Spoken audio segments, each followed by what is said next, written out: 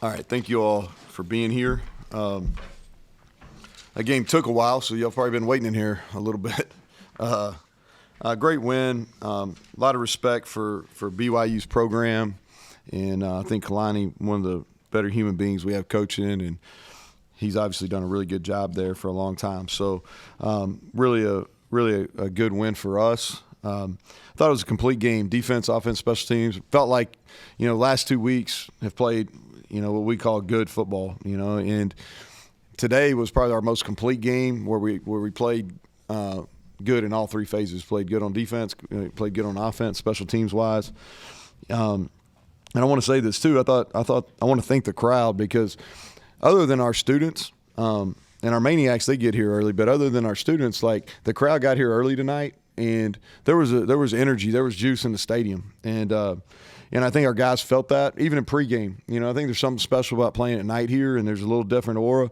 Even coming in the man trip, we had a bigger crowd. The weather helps. It was a beautiful day, but man, there was a lot of energy in the man trip, and I thought it bled right into pregame, and our guys really fed off that. So I want to thank our crowd for doing that. If you look at it, I think the stats pretty much tell the story. Defensively, only gave up 277 yards, held them to 7 points, and that was with some backups. Thought we were really good on 3rd and 4th down.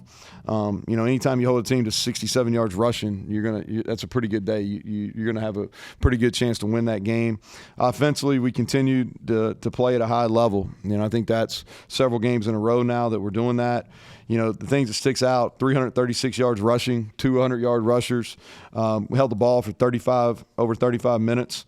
And then on special teams, our kickoff coverage, we got to get better at that. I thought we'd made some improvements. I'm not real sure. I got to watch the video and see where we failed on that. But only punted one time. I thought our field goal protection was really good. Mike made a really difficult kick. Talking about specialists, really proud. Danny King got an opportunity, went in there and really hit the ball well. But I thought we played well on special teams, and I think no big plays, but we didn't give up any negative plays either. So only negative was the penalties. We've been a team that hasn't had that all year, and man, there was a lot of penalties in that game. And here's the thing: most of them were legit. I don't know what the heck that delay was forever. That we had to go to replay and all that. But the rest of them, they were probably legit, and we got to clean that up. And so, without questions, Greg. So start with defense. You guys have struggled their last few games, but today, very good injury situation. Your backup starting to get comfortable now. What was the reason why the defense improved? Yeah, so hard for me to say until I watch the tape. But what I thought that we obviously did a good job in the run game, and I felt they probably felt like coming in they needed to be one-dimensional. It's tough. The quarterback who's got a quick release, man, he got rid of the ball fast, threw the ball from a bunch of different arm angles. But that's hard. He hasn't played all year, and he's going to make his first start on the road, 2 time zones away, national TV, all those things. That's a tough ask. And so a couple things. I thought we tackled well on after a couple initial quick screens. I thought we tackled well, got them behind the chains. That helped. And I thought, when you watch the tape, Cutter and Beiser, those guys probably played better. D-line wise, I think we're doing a better job of keeping it clean for those guys. And then without question, that was the best our safeties had played in a long time. So I thought Anthony Wilson was really good in the game. Aubrey Burks is back looking like he did pre-TCU. So I think those are some of the reasons why we played better. Kind of get Jaheim White more involved over the last couple of weeks, and you really see what he's capable of tonight. Like, start to finish, what's it been like bringing him along? Yeah, I think this game's really hard to play as a true freshman, and that's why there's a reason why you don't see a whole lot. And usually the ones that are able to do it, like the guys that we've had, if you look at Zach Frazier, Wyatt Milam, people like that have played a lot of football as true freshmen, they're usually pretty special. And he's got a chance to be special. He's a long way where he's at. Right now and what he can be, there's a big gap. And so if he continues to do the things that it takes to be great, then he is going to be a great one. And he can break tackle. He's got good burst. He's really improved on his ball security. He's learned how to practice and prepare, which is probably the hardest thing to do when you go from high school to college. And he's earned these opportunities. He got 16 carries today. That's the most he's had in a game, I'm pretty sure. And this is the second time he's gone over 100. He had around 90 last week. And so he's going to be important for us, as is Rodney. We got Rodney some touches, and he's going to continue to be important for us too as we go down the stretch. Were you you at all surprised that Slovis didn't go, and how did that change your prep at all? I saw it was weird. So I'm not on social media, so I get all my stuff on ESPN and on ESPN and some Apple News stuff. And so I got on my phone after our practice on Thursday, and we have a call with our data analytics, and a lot of the data analytics are tied into the point spreads, and our game really jumped, and I thought that was weird. And so when it came out, that I guess that's the reason why. I don't know. I'm not in there. I don't even know if he was here. I have no idea. But it was too late in the week to change. We spent a lot of time watching junior college football on Thursday evening late. Some of our advanced people, and on Friday, and then we went back and looked at some film from last couple years because BYU's had some. They got 2 NFL guys starting on Sunday. So the last 2 starting quarterbacks they've had are starting in the NFL this weekend. And both those guys are mobile. So we went back and watched some film on that on Friday. But we didn't really alter our run game. We didn't really alter our plan defensively. It was too late in the week. You really needed to get Jaheim and CJ going after the stretch they had. It seems like you and Chad have just, I guess, pushed all the right buttons for both of them. Well, I don't know. Jaheim was more of he wasn't playing as much, and that was more of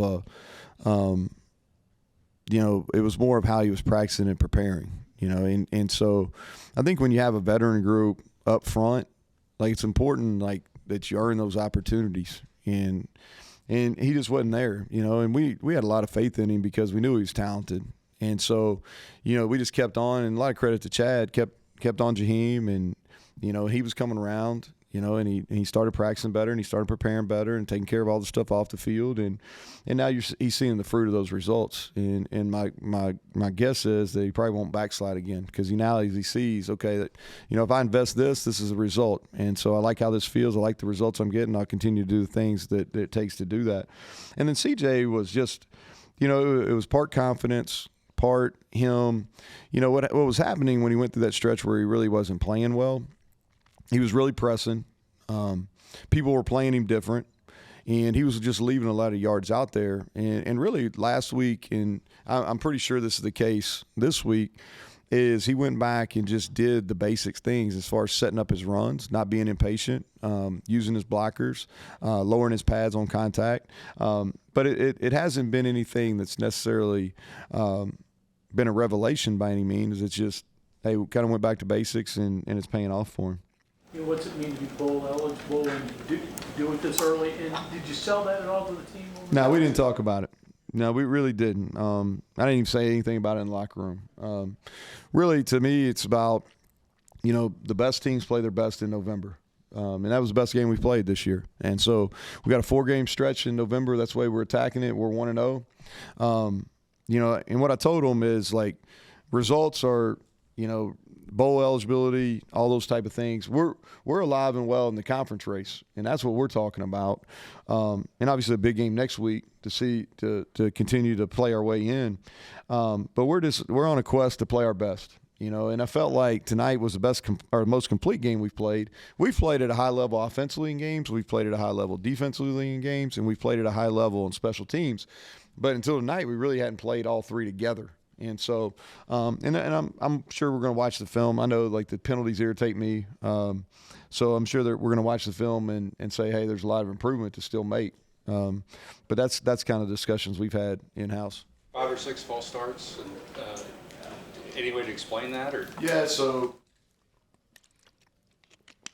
part of it, they do a good job. They do a little shift there right before the snap, and they've gotten other people on it too. And whether that had an effect on it, I'm going to say it probably did. And that was a point of emphasis last year in our league. And we started calling it a little bit on the defense for simulating a snap. And without watching the TV copy, I don't know if they did or not, but I know they've done that in the past, and they've had a bunch of false starts on them offensively.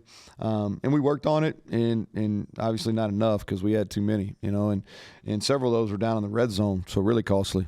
It was really versatile from the defense. defense tonight with the 67 rushing yards, and then you break up 8 passes on the back end. I guess just aside from players making plays, what in the scheme do you like right now? Well, we've really simplified. We're not doing a ton.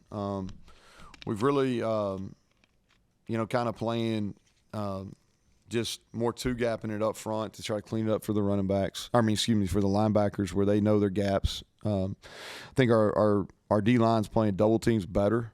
That's been a piece of it. Thought we rushed the passer better tonight. And they've got a left tackle to be a first-round draft pick, and the right tackle is one of the bigger human beings you're going to see. But I thought we rushed the passer better. And without watching on film, but the way I felt like on watching the game is I felt like we were more on our landmarks in zone coverage. And when you stay on your landmarks, the quarterback's got to be really accurate to get completions. You're going to give up some, but he's got to be really accurate. So I thought we were on our landmarks better tonight. You could probably split the season in half for just the two versions of your offense, right? Last couple games and the sequence before that. How much of that is gradual, maybe inevitable, like you just thought you were going to get better? Maybe it was sidetracked by the quarterback health. And then how much was a dramatic difference where you guys have made some changes and created different ones? Yeah, so I think if you look at it, we probably played pretty good since the bye week, and it's as much health as anything. And so I really felt like, and I think I've said this before, is I really felt like that we were going to take off offensively. If you go through the kind of the order of our season, Penn State's one of the top defenses in the country. And we just had some missed opportunities. If you remember, we dropped a couple passes and had some missed opportunities. But that's as good a defense as we're going to play all year. Duquesne kind of got going there. And then at Pitt, I really felt like we were going to take off. And we had a great week of practice offensively. I felt like that was going to be Garrett's kind of coming out party. And then he gets hurt there on play 4 or 5. And where Nico hadn't got a ton of reps because Garrett's in his first year starting. So Nico came in and kind of managed the game, and we just did what we needed to do because they were really struggling offensively. And then we get into the Texas Tech game where Nico is the starter, but we don't have much behind him. We have nobody that's ever played in a game behind him. And so you take out all your running back. You really take out a lot of your read game, because you don't want to put the quarterback in jeopardy getting hurt. And so we win that one. Then we go to TCU, and Nico sprains his ankle on Wednesday. Garrett doesn't really practice, and all of a sudden he's going to play on Thursday. And I really didn't know what we had, and he ended up playing better than I thought.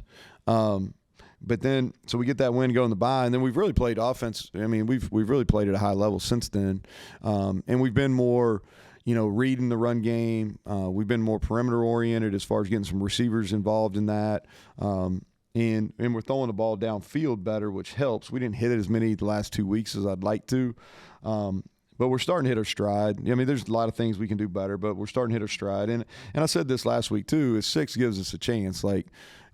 He's a really good player, and he gives us a chance week in and week out.